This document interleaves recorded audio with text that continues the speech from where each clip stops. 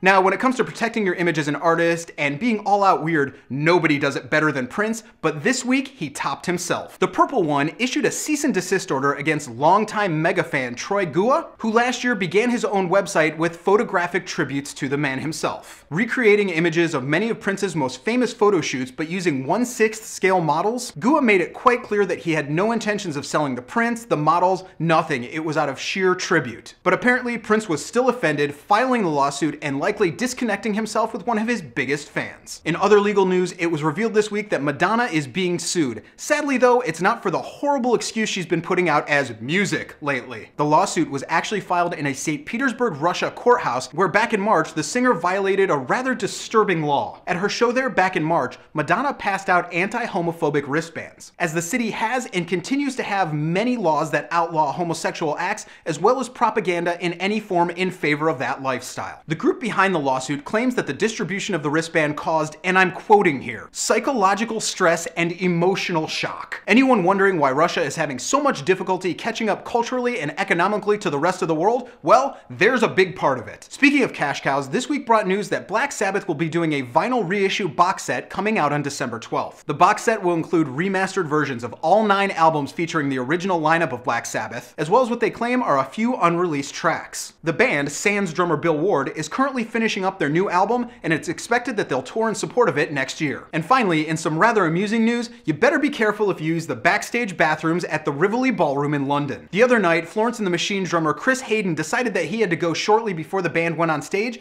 and he found himself locked in after he used it. After finally getting someone's attention, venue staff eventually had to take the door off of the hinges to free him, and he rushed to the stage just in time to play with the band. So that's the news for this week. Be sure to check back here every Friday so you're always the first to know, and be here every day for all the music news, reviews, and knowledge you'll ever need.